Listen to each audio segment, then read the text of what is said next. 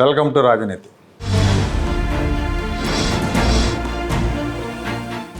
గత కొద్ది రోజులుగా వైసీపీ నేతలు బాగా రెచ్చిపోతున్నారు. ఘోరాతి ఘోరంగా ఓడిపోయిన తర్వాత, జనం తిరస్కరించిన తర్వాత కూడా వీళ్ళు ఈ రకమైన పోకళ్ళు పోవడానికి చంద్రబాబు నాయుడు గారి అతి జాగ్రత్తే కారణం అనుకోవాలి.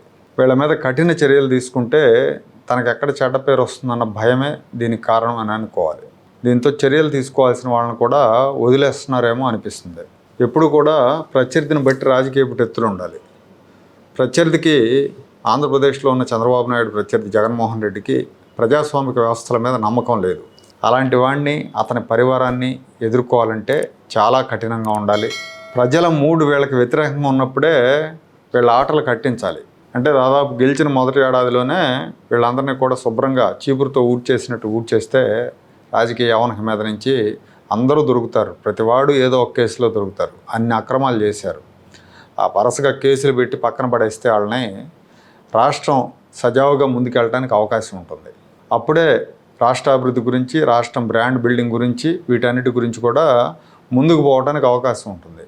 కానీ చంద్రబాబు నాయుడు గారు ఆ పని చేయకపోవటం మూలంగా ప్రజలు పాతిపెట్టిన సమాధిలో నుంచి పిశాచి గణాలన్నీ లేచి వస్తున్నాయి. ఇప్పుడు ముందుగా జగన్మోహన్ రెడ్డే తన పర్యటనలతో అరాచకం మొదలుపెట్టాడు. జగన్ చూసి లంపెన్ శక్తులన్నీ కూడా రెచ్చిపోతున్నాయి. పోలీసుల మీద కూడా దాడులకు దిగుతున్నాయి. చిత్తూరు పర్యటనలో జగన్మోహన్ రెడ్డి స్వయంగా తన కారు డ్రైవర్ని ఎస్పీ మీదుగా తోలమన్నాడు. ఆయన అనుమతి లేని రూట్లో వెళ్ళబోతుంటే చిత్తూరు ఎస్పీ మణికంఠ జగన్మోహన్ రెడ్డి కారుకు అడ్డంగా నిలబడి ఇటు వెళ్ళటానికి లేదు అని చెప్తే జగన్మోహన్ రెడ్డి నేను చెప్తున్నాను కదా కారు పోని అతని మీద కానీ డ్రైవర్ని ఆదేశించాడు. ఒక బాధ్యత కలిగిన నాయకుడు ఎవడో కూడా ఇలాంటి పని చేయడు, ఇలా చెప్పడం. కానీ జగన్మోహన్ రెడ్డి అడ్డం వస్తే తొక్కుంటూ పోనేమన్నాడు. అది ఎస్పీ స్థాయి అధికారిని. సో జగన్ బాటలోనే ఆయన పార్టీ నాయకులు, కార్యకర్తలు పేటరేగిపోతున్నారు. జగన్మోహన్ రెడ్డి పార్టీకి చెందిన లంపెన్ శక్తులు నరికేస్తాం, రప్ప నరికేస్తామని నినాదాలు చేస్తూ ప్లకార్డులు పట్టుకుంటే జగన్మోహన్ రెడ్డి సమర్థిస్తున్నాడు. చాలా చిత్రంగా ఉంది. ఒక రాజకీయ నాయకుడు, ఎవరో కూడా సంస్కారం ఉన్న రాజకీయ నాయకుడు ఇలాంటి క్యాటర్ని ఎంకరేజ్ చేయడు. చంద్రబాబు నాయుడు అయితే వాళ్ళందరినీ సస్పెండ్ చేయించేవాడు ముందు పార్టీలోంచి. ఇతను తప్పేంటి అంటున్నాడు, సినిమా డైలాగులే కదా అవి అంటున్నాడు. సినిమాల్లో ఏం చేసినా అది బయట చేస్తా అంటే ఊరుకోరు జనాలు, తోలు తీస్తారు.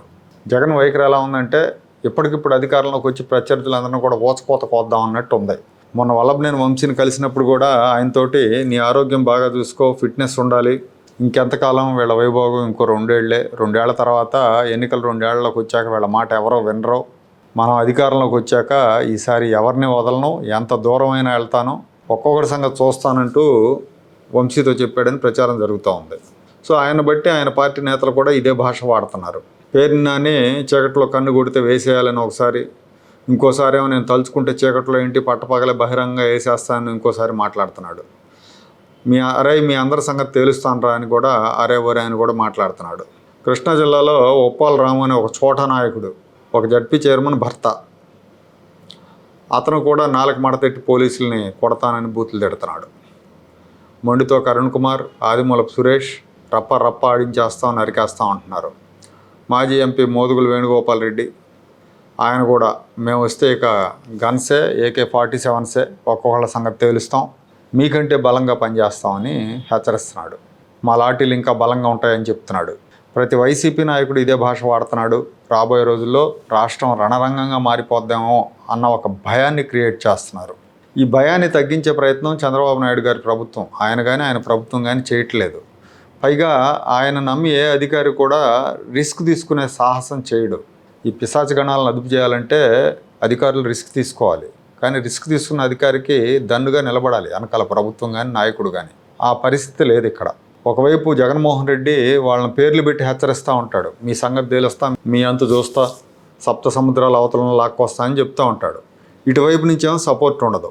వాళ్ళు మనుషులే, పోలీసులు, అధికారులు అందరూ, మిగతా అధికారులని ఎవరైనా మనుషులే, వాళ్ళకి కుటుంబాలు ఉంటాయి.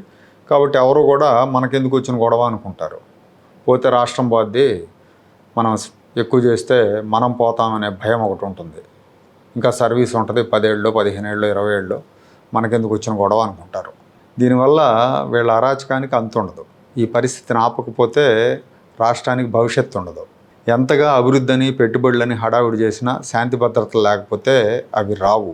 ఆంధ్రప్రదేశ్ ప్రజలు చంద్రబాబు నాయుడు గారిని గెలిపించినందుకు ఆయన చేస్తున్నది ఏమిటనే ప్రశ్న జనం నుంచి వస్తుంది. చంద్రబాబు గారు పాజిటివ్ ఆలోచనలు కాదు, అప్పుడప్పుడు నెగిటివ్ ఆలోచనలు కూడా చేయాలి. అంతా బాగుంది, అంతా పాజిటివ్గా ఉందనుకుంటే మళ్ళీ తేడాలు వచ్చే ప్రమాదం ఉంది.